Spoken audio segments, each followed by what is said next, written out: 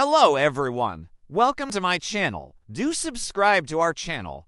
Many people have heard the famous story of the Good Samaritan, but many have not read the passage in Luke chapter 10 verses 25 to 37. So let us read this passage before beginning the lesson. And it came to pass that a certain lawyer stood up and asked Jesus, saying, Master, what shall I do to inherit eternal life? He said to him, What is written in the law? How do you read? And he, hoping for an answer, said, You shall love the Lord your God with all your heart, with all your soul, with all your strength, and with all your mind, and your neighbor as yourself. And he said, You have answered correctly. Do this, and you will live.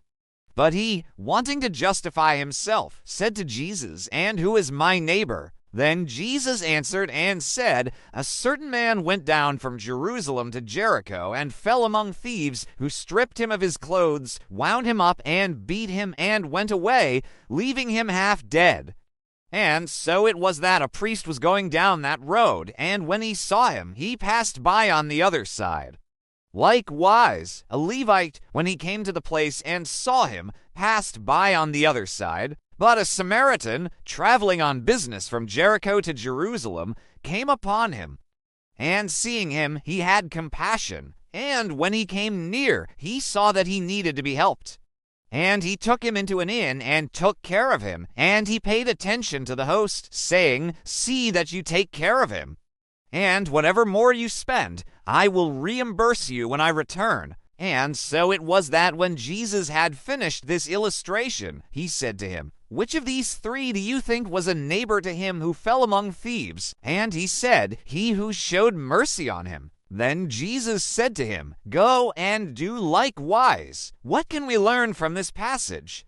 Well, here are 5 lessons from the story of the Good Samaritan. Lesson number 1. Those who want to inherit eternal life must obey God's commandments. In this passage, we see that a lawyer wanted to know what he must do to inherit eternal life. Jesus told him to read the law, and the lawyer quoted Deuteronomy chapter 6, verse 5. You shall love the Lord your God with all your heart, with all your soul, with all your strength, and with all your mind, and your neighbor as yourself. And the lawyer was right on the money, because this is one of the most important passages in all of the Old Testament.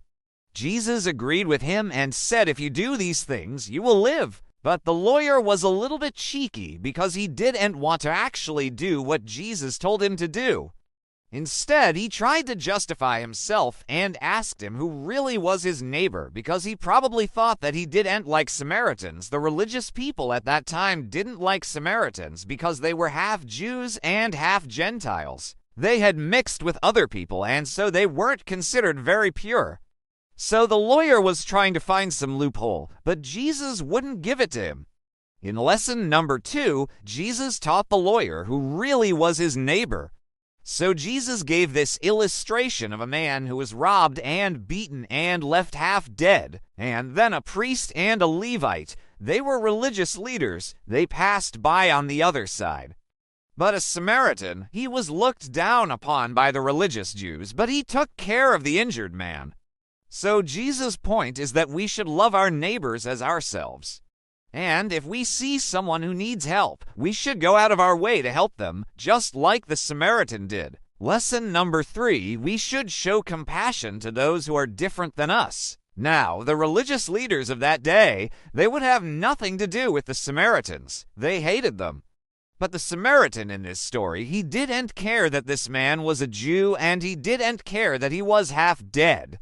He just cared about the fact that he needed help. So, friends, we must be careful that we don't judge people or look down on them because they are different than us. We must show compassion to everyone, just like that Samaritan did.